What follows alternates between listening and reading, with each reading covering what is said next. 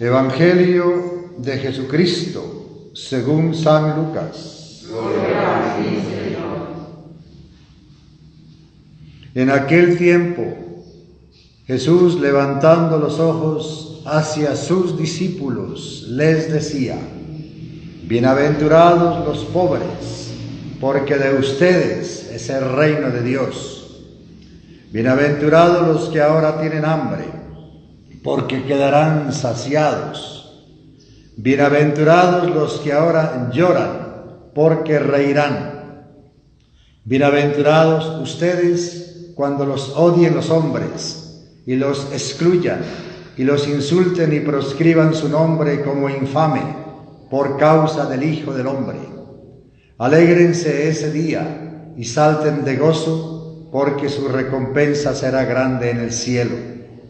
Eso es lo que hacían sus padres con los profetas.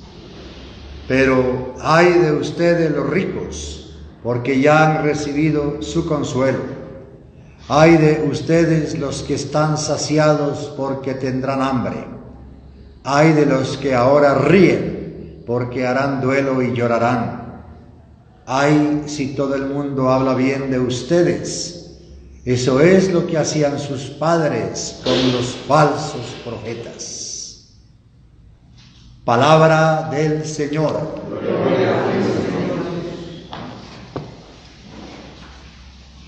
Para esta memoria de una persona que vivió su fe, poniendo su vida y sus capacidades y sus preocupaciones al servicio de los más necesitados, sobre todo para defender lo principal, la dignidad humana, porque eso fue lo que hizo San Pedro Claver en esa época de la esclavitud infame, que desconocía por completo la dignidad humana y contra todos los pronósticos y contra todas las autoridades y exponiéndose a todo lo que pudiera sobrevenirle de parte de esas ideologías que, como siempre, no sirven nunca al ser humano, sino que se sirven del ser humano.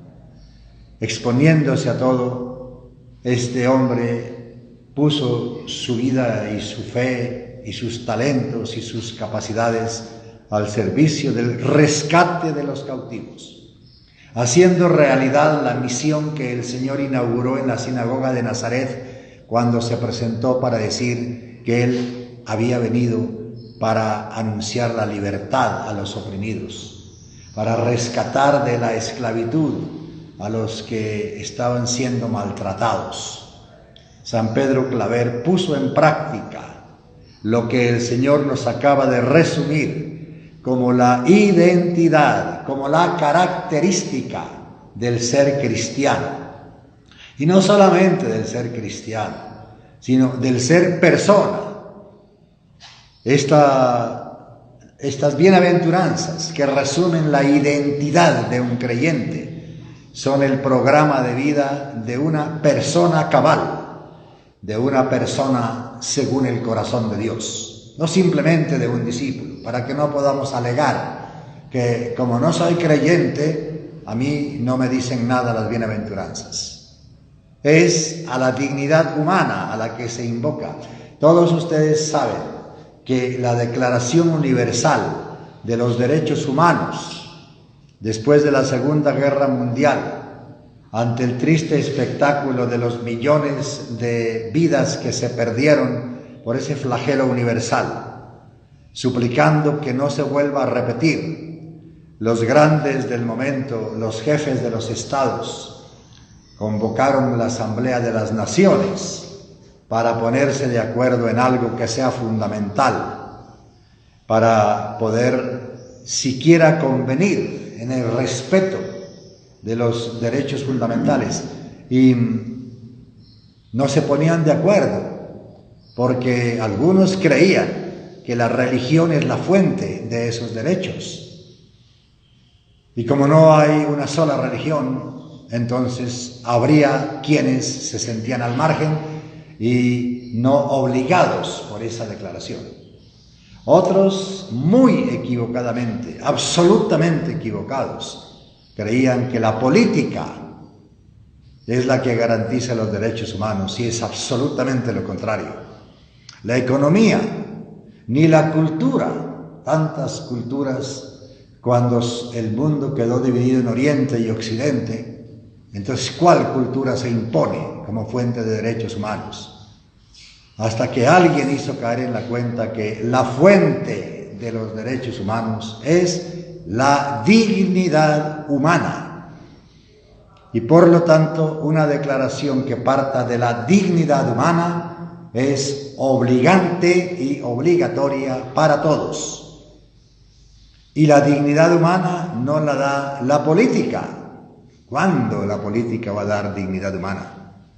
Ni la economía, ni la cultura, ni la lengua, ni la región, ni la religión. La dignidad humana viene con el hombre cuando nace, es decir, viene de Dios, tiene origen divino absoluto, y por lo tanto la dignidad humana obliga a todos y a todas. Nadie puede sentirse eximido del cumplimiento de esos deberes que se desprenden de la dignidad humana. Pero no son las naciones las que se inventaron ese principio, simplemente reconocieron. El Evangelio 20 siglos antes había afirmado la dignidad de la persona humana. Eso son las bienaventuranzas, la afirmación de la dignidad humana.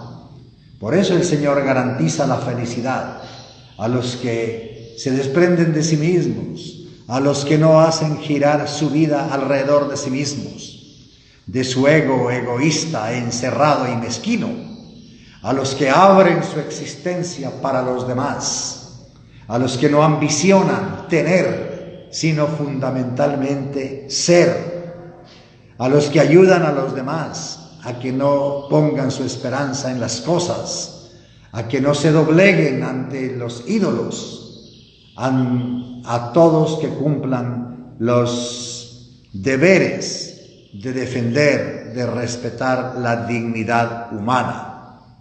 Estas bienaventuranzas afirman eso, el valor de la dignidad humana y las consecuencias de ultrajar la dignidad humana. ¡Ay de ustedes!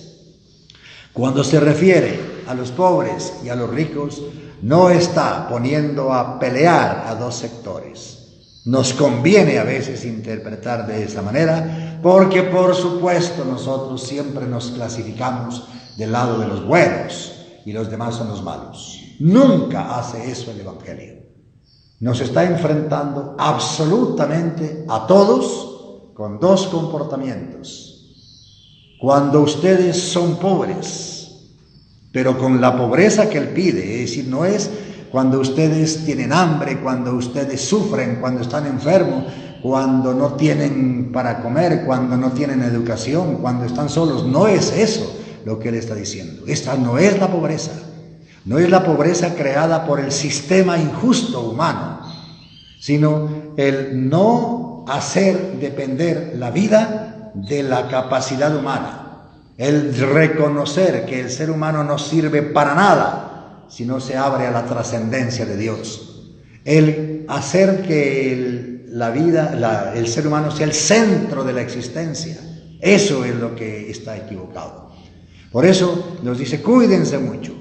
Cuando ustedes no son egoístas, cuando ustedes sufren por el mal de los demás, cuando ustedes trabajan por la concordia, por la paz, cuando por cumplir sus deberes en justicia y con respeto los persiguen, yo les garantizo que ustedes van a salir adelante y van a ser felices. Pero cuando ustedes sean ricos, es decir, cuando todo lo haga depender de sus capacidades, cuando ustedes sean egoístas, cuando ustedes disfruten de los bienes y desconozcan los derechos de los demás, ustedes no pueden ser felices. Ustedes escojan.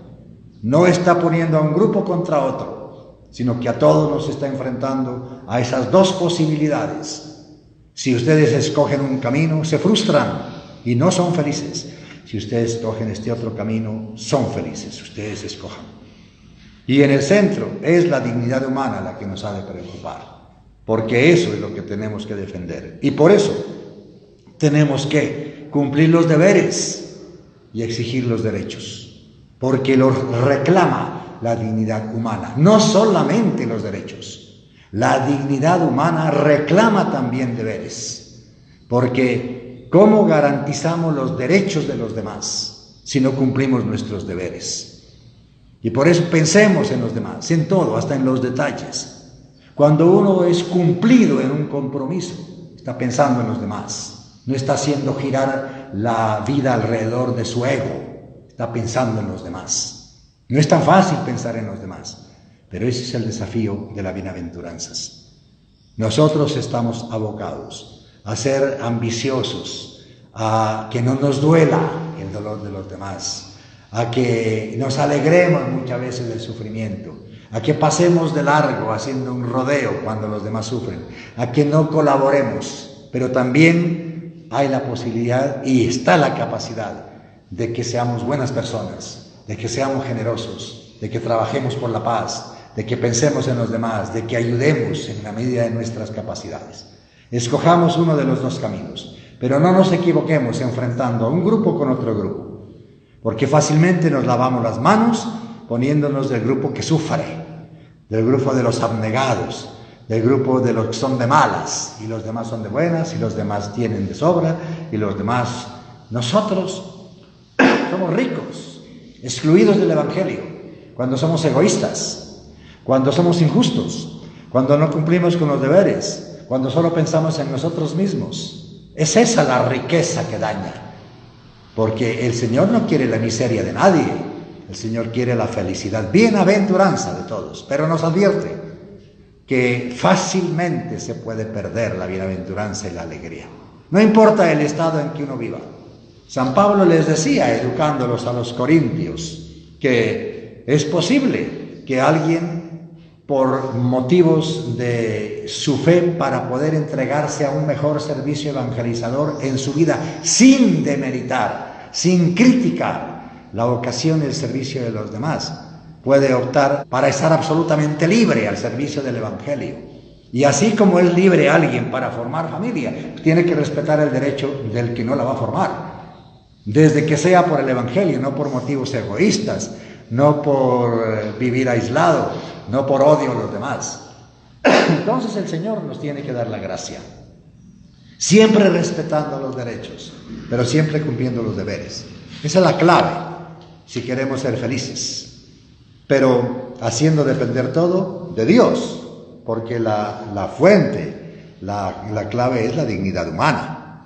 Entonces no pensemos que porque soy de determinado partido, determinada ideología, porque pertenezco a un grupo, ninguno de esas realidades, ni ideologías, ni partidos, ni grupos, ni nada, funda la dignidad humana. Es Dios el que nos da a todos. Y por eso todo ser humano tiene los mismos derechos, los mismos deberes. Y esa Declaración Universal de los Derechos Humanos que hoy estamos conmemorando, que no se queden discursos, sobre todo politiqueros en ambiente de campaña electoral, que no se queden discursos, porque los derechos humanos no son un tema, ni para discursos ni para conferencias. Los derechos humanos son un compromiso para cumplirlos en la vida, para hacerlos realidad, para que haya convivencia, para que haya paz. Y todos sabemos que la paz nace de un corazón nuevo, es decir, que el ser humano cambie por dentro sus comportamientos, sus intereses, sus motivaciones, sus actitudes. La paz, compromiso de todos, nace de un corazón nuevo. Amén.